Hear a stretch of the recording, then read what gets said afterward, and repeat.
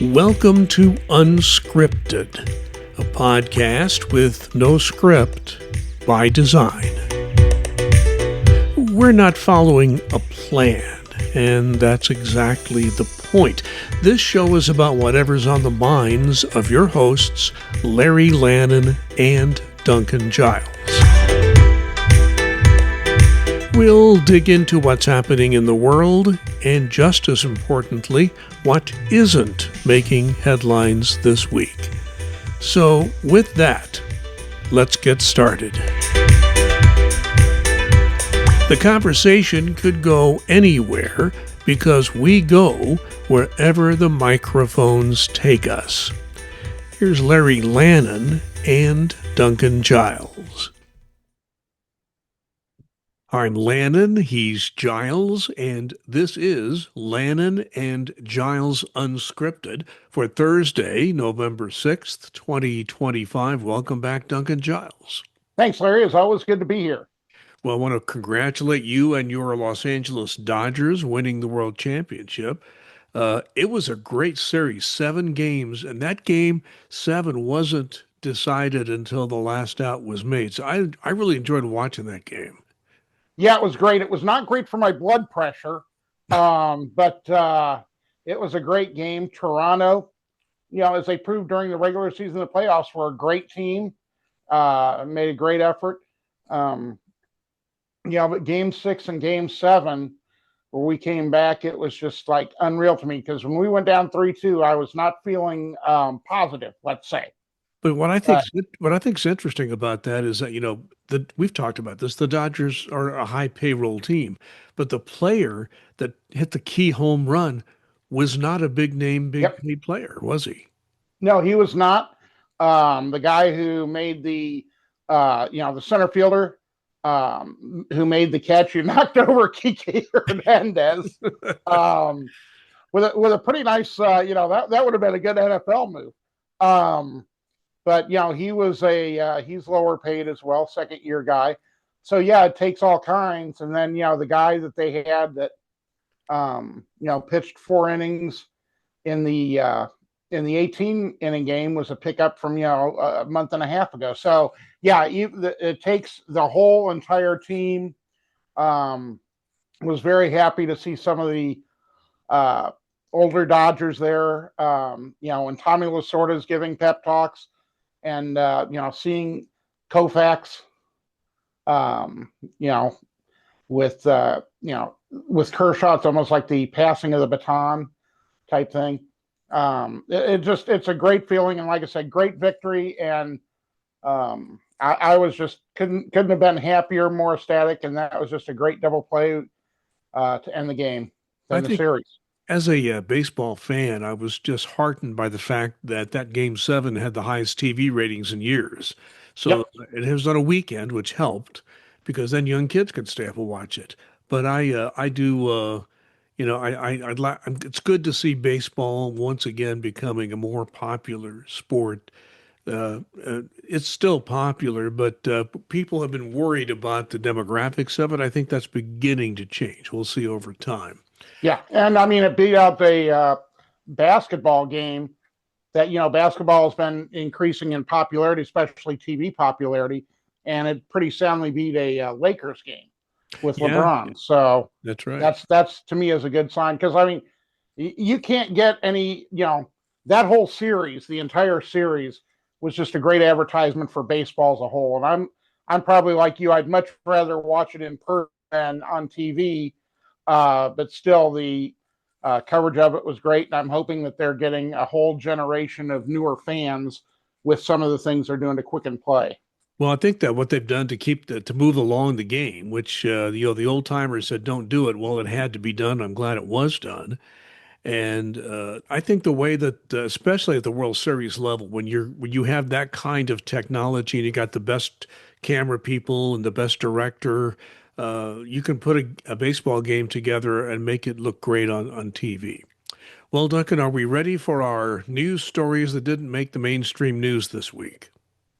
Sure.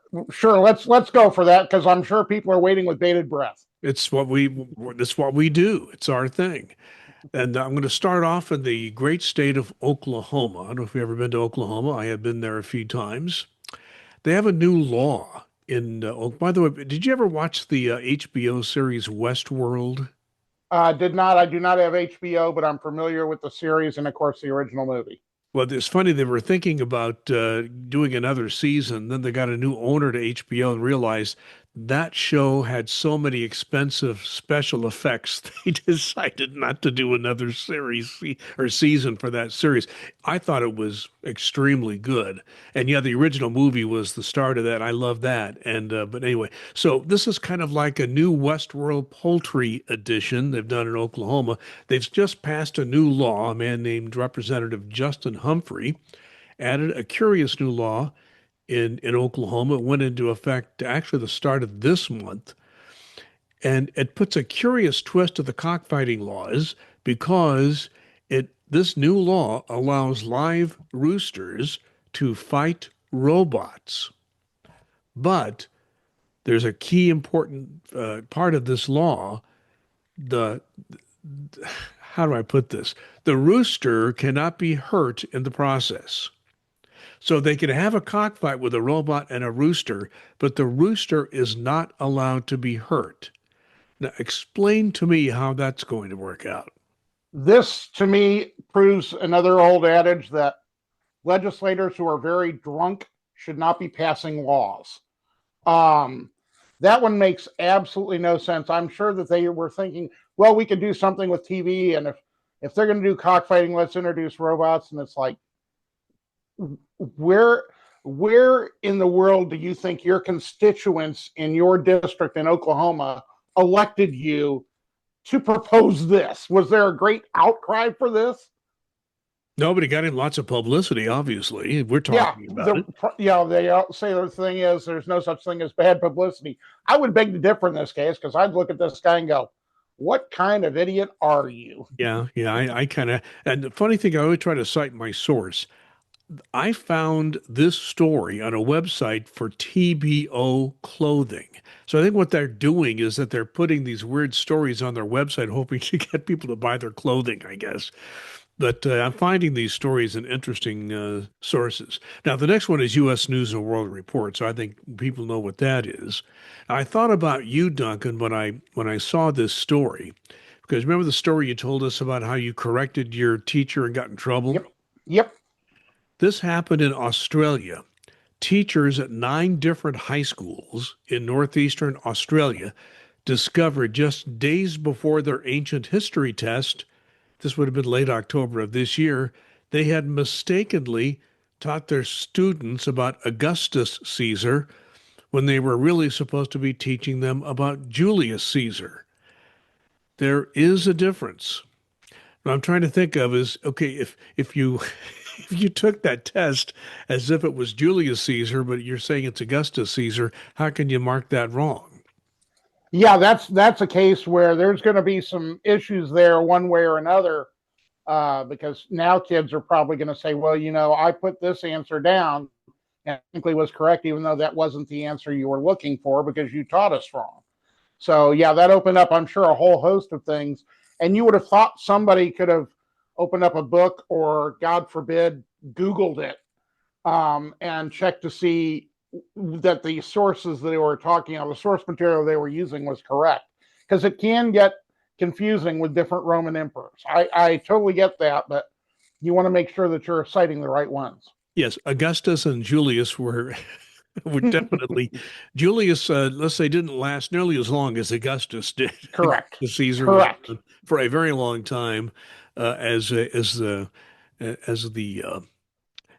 the emperor of Rome at a time when they were at the height of their power. So too bad for those students. I'm really glad that the teacher, somebody found that out before they actually gave the test. Had they not, that could have been they could have had a Duncan Giles in class who questioned. You just never know. Now, Duncan, I'll tell you a story. I worked as a news reporter in radio, and I'll never forget this. This one fellow, we used to have two-way radios for some stations I worked at. It was before cell phones. We didn't have any cell phones then. So we would communicate by two-way radio. and sometimes file our stories even that we want the best quality, but sometimes if we need to get it done real quick, we would. Well, this one fellow was on the scene of a big story, and his two-way radio stopped working. And the news director, when he told the news director, he said, "You realize there are about 20 million payphones in America. You think you could have found one?" He said, "Yeah, I probably could have." So he learned his lesson. His kid was straight out of college. He obviously learned his lesson on this one.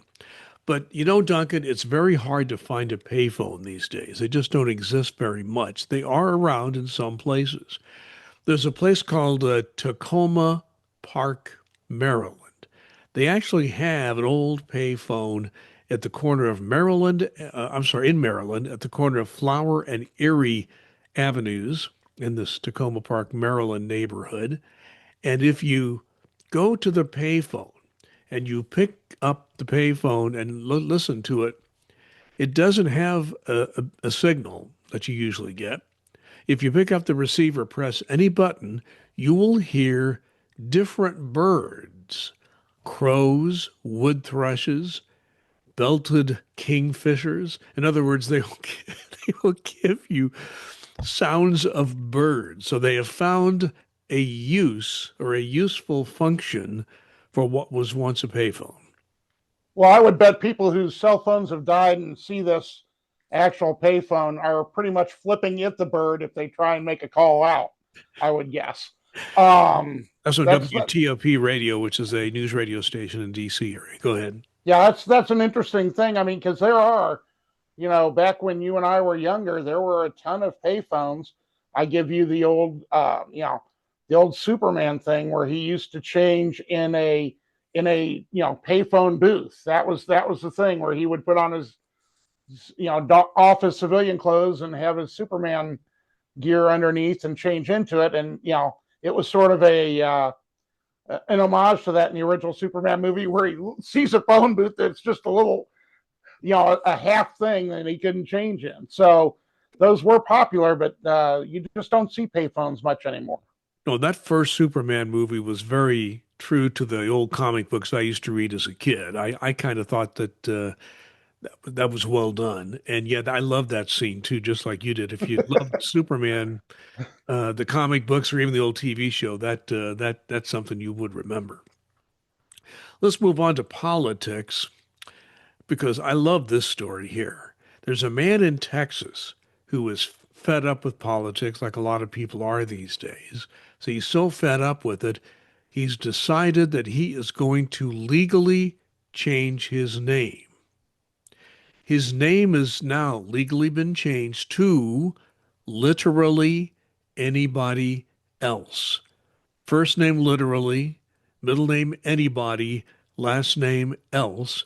He plans to put himself on the ballot for president of the United States. He will be some creative marketing as literally anybody else. This is from the Only Good News website. I thought that was a good one. Yeah, now, of course, he's doing that. I'm going to run for president of the United States and put myself on the ballot. Little does he know all the hurdles that he has to do to get on the ballot to run for president of the United States. It's not as easy as, hey, kids, let's put on a show. I want to run for president and put my name on the ballot. But other things is, I'm sorry, you froze up for a second. Go ahead. Yeah. Other thing is that, Social Security, I'm sure, is going to have a lot of fun with that. Okay. Really? Is this his legal name? How did he change this? And, this is not what we've got report on his earnings for. And there are going to be a whole host of things that could come back to bite this guy for his, I'm sure, impending successful run for the presidency.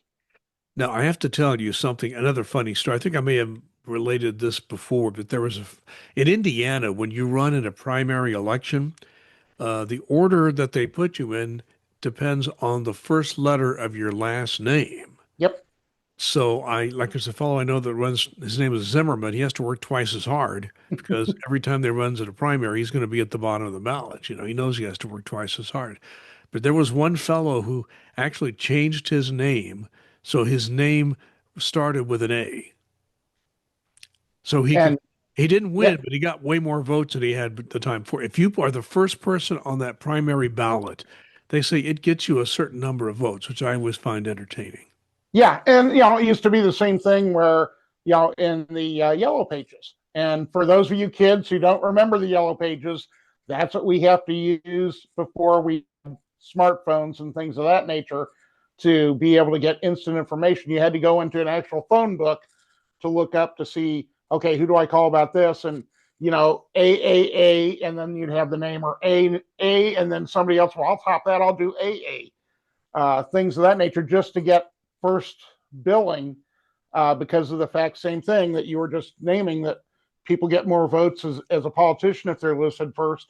People got more hits if they were listed first, and things like the yellow pages. So same principle. What I always found entertaining is that in the phone book, I can't remember if it was the yellow pages or white pages or both, the telephone company, which of course printed them, made sure they were in various places in that directory. For example, yes, they would be under telephone company, they would be under phone company. Then they would put themselves under phone company for people who can't spell. Go look at an old one in a library. You'll find I'm right. Well, and for those of us who couldn't spell cat, if you spotted us the K and the T, that probably would have been appreciated. Uh, I did not know that about the F, but I believe it. Yeah. Somebody pointed that out to me and I didn't believe it. I looked it up in a phone book. It's like, oh, you're right. Oh, my goodness. But yes, that is a relic of history. The yellow pages of the phone book and the white pages of the phone book. All that stuff's supposed to be online now, though sometimes you have to pay for it. It's not very fair. At least the yellow pages were free, weren't they? Yeah, yeah, and the white. I want to divert for a moment to go back to Halloween, because we did some stuff during Halloween that I think is fairly interesting, or interesting to our viewers and listeners. Um, we did our usual thing. I dressed up as in my Captain America gear. As folks who know from the podcast last week who watched it, I had the headpiece on, wore the whole uniform. Kim got an Agent Carter uh, costume, so we were president. We were the Captain America and Agent Carter, and then we sat out. And Kim had set this up very, very well. Again, she is the beauty and the brains of the operation. I'm just the comedy relief. My wife is the beauty and the brains of it. We had drinks set to one side, and on the main table, we had a bowl of candy, we had potatoes, we had goldfish, we had ramen. And it was really interesting to see what the kids chose and how they did. We went through, for those of you who might be interested, we had more trick-or-treaters than we had ever had before. We went through 41 cans of drinks. These are different drinks that we had or Kim got on special. Went through like 10 things of ramen that she had gotten on special. We figured out that beef and chicken are the most popular ones for kids. 48 little bags of goldfish. The kids, especially medium-aged kids, really love those. Of course, a lot of candy. And the astounding one was we went through 20 pounds of potatoes. Kids were picking up potatoes. Our favorite was a little kid who was like, oh, I want to get a potato. My dad loves potatoes. And dad was walking around with him. I want to get a potato for my dad. And I'm going to get for my dad. And Kim's like, that is so nice. Do you want a piece of candy for yourself too? Yeah, I'd like that if I could. So he's running down our driveway, yelling at Dad, going, Dad, I got you a potato. I got you a potato. And the dad's just cracking up. But I mean, it was, people were actually grateful for the different varieties. And I can tell you that russet potatoes, because they were larger, went much better than Yukon Golds. It was a really interesting experience to see all this. Well, you've historically lived in a neighborhood that gets a lot of youngsters coming in there, and that's why you already told me. I already had this on the agenda to ask you about this. So I'm glad you brought it up as to how Halloween went for you, because you had said the last time we got together that you were planning on doing all these things, and so what I'm hearing you say is they pretty much cleaned you out. We had candy left when we stopped at 8 p.m. That's when for Indianapolis, that's when trick-or-treating was stopped. And we were getting a little cold. We saw 319 kids, which was just blew away last year. And right across the street from us, literally right across the street from us, is a high school football stadium. And we were both saying that we were sure that we gave out more candy than there were fans in that football stadium for the game. There was a playoff football game going on Yeah. across the street. Yeah, Yes, there was a playoff football game, two teams that did not do very well during the regular season. And it was supposed to be at the home of the other team, but apparently, for whatever reason, they chose to have it here. And we outgave how more fans than were in the football stadium. Well, it's a cold night. Sometimes people don't want to go to a football game when it's a little too cold. But okay, I have one more story for you, Duncan, and from my side here. And I think you would appreciate this, especially you and your wife. You're familiar with the Tour de France, right? Yep. It's where I could never. It's one thing I could never do. It's what, 7 cycles. I can how many cycles? It goes on for days. You've really got to be a devoted bicyclist to participate in this thing. Well, there was a French cyclist in the most recent Tour de France who was fined for unseemly and inappropriate behavior. You know what he did? Hard He telling. he pulled his bike over during the Tour de France so he could kiss his wife. That's right. He was in stage 7 of this whole endurance test of bicycling. And, he went through his village. So all of his friends and his family were out there to greet him, cheer him on in this Tour de France quest. And so he stopped, kissed his wife, and they fined him for unseemly and inappropriate behavior. He actually offered what was described as a playful apology. But he said, "I'm sorry for having damaged the image of the sport, but I would pay the $233 every day to relive that moment." So he said, "I'll pay the fine. I don't care." I can't. I mean, I understand that organizations have rules and things of that nature, but you would have thought somebody in the head areas of the Tour de France would have looked at that and said, "Is this really what we want to do?" Unless they're talking about, okay, let's get some playful publicity on this and find this person. Now, I'm sure that this person's either team or sponsors or somebody paid the fine for him, or he's going to be making that up in commercials, I'm sure, sponsorships. But that's just nuts, to be honest with you. Yeah, he called it a once in a lifetime moment, and he wasn't going to care. Yeah, I totally get that. I mean, why would you pass that opportunity up? I never pass up an opportunity to kiss my wife, and in that sort of thing, you're, like you said, you're riding in front of your village, in front of family, friends, people who have known you your entire life. That, in the smaller villages they ride through, some of them been there for generations. So you stop to kiss your wife, and I'm sure it wasn't a long, elaborate 15 minutes. I'm sure it was a quick kiss, and he was back on the road. That should have been celebrated instead of fined, but that's the Tour de France is going to do things the way they see fit. Well, Duncan, I do have to mention the fact that there has been a record set today. We've now officially have the longest government shutdown, federal government shutdown on record. And I do remember talking to you, and my view always was that we will have an end to this once air travel is impacted.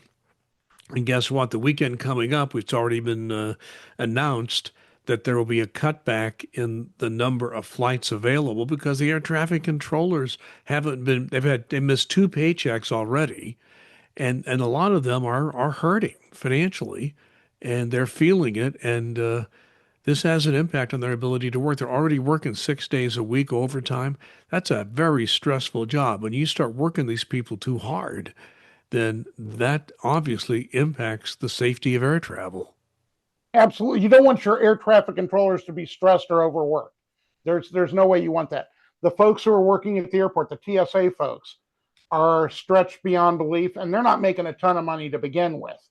And so, more of them are calling in sick, which is, leading to longer lines. I saw something the other day about the Houston airport, whose line for security was hours long and outside the building, and it's happening all over the country. And Federal employees of every agency are going without paychecks. These are people, many of them who live paycheck to paycheck, and are now going out, are going without paychecks for a couple of paycheck periods now, for a month. And it's absolutely having impact. Well, they should go off of their savings and they should go off of this, or, you know, yeah, you can call your lenders, you can call your car, finance folks, you can try and get a loan through a credit union that deals with federal employees, things of that nature to hold you through. But those are tough, and those aren't usually going to be always successful. And so the sooner we can find some common ground, and eliminating the filibuster is not the way to do it. And I'm thankful that the majority party in the Senate has said we do not see that as a way to move forward. Politics is the art of talking to each other and compromising. You're not going to be happy a lot of times with the end result. Nobody is going to get everything that they want. That's not the way this works. Regardless of what some people seem to think, you're not going to get everything you want. You're going to have to compromise, meet in the middle, and do things right for the American people. You're going to need to make sure that the SNAP benefits go out. You're going to need to make sure that folks have those credits on the ACA premiums, so they're not going in debt to pay for health insurance, or even worse, saying, I don't have the money for this, I'm not going to do it. Well, and I think I've told you this before. I just a few months ago when we saw this possibly happening, that there was a doctor who works in an emergency room, and they're scared to death because if people go off the ACA for whatever reason, where do they go for their primary health care? They go to the emergency rooms, and they're busy enough as it is. And as we've mentioned before, Duncan, this impacts everybody. If we have a real emergency, going to an overly busy emergency room is not going to help you when you have a real emergency. So it impacts us all. I mean, there are people doing food inspections, there are people doing important work. There's a tax, all kinds of changes in the tax law, to get those put up. The people at the Internal Revenue Service have to be able to update the computer systems and update the tax laws for all the changes that just got passed a few months ago. So all these things are in the works, and they don't get done when federal employees cannot work or cannot get paid. So those are my thoughts. Any final thought of any kind that you might want to pass along before we wrap this Yeah, up? my last thought is that yesterday I emailed both my state senator and my state representative, basically telling them here in Indiana, the governor is going to call a special session for redistricting. And this whole redistricting thing that is just wrong. I mean, it doesn't matter which side is doing it. It's just wrong. And now they're doing, tit for tat. Well, Texas is doing it. California has to do it. Indiana already has a vast majority of seats in Congress that go to one party. That's going to be a given. But yet now they're saying, well, we need that one or two more that we might be able to pick up.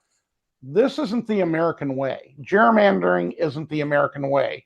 Trying to put the fix in is not the American way. And I, was very emphatic to both of them. And interestingly enough, my state senator, it was a tough thing to find an email address for them. I've already heard from my state representative, a very thoughtful thing back, addressed my concerns and said what they were going to do, and are still looking at wanting to hear more from constituents. And I appreciated that. But, some of these politicians are hiding, like you're not seeing a whole lot of town halls being done while the House of Representatives is not in session for over a month. Yeah, my state senator hasn't said a thing about this. We just he is not, to my knowledge, he's not answered any questions from reporters. He hasn't publicly stated what he's going to do. I think what's happening, Duncan, is that they are they know whatever they do, they're going to be in trouble. That the president's not going to be happy with them, if their own party, if they go one way, but clearly the constituents feel another way. There was a poll that just got released today that Republicans, even those who support Trump in Indiana, do not support this redistricting. Yep. All this is going to end up in court. The American Civil Liberties Union in Indiana made it clear if this happens, they're going to court the next day. And the Republicans are going to go to court in California about the recent plebiscite that they had where they passed redistricting there. So having to settle these in court is not the way it should be done. So, yeah, unfortunately, Indiana's making the national news not in the best way. Well, we want to thank you for watching and listening our podcast. Duncan, thanks for joining us as always. And we'll be back, if all goes well, next week with another episode of Lannan and Giles, Unscripted.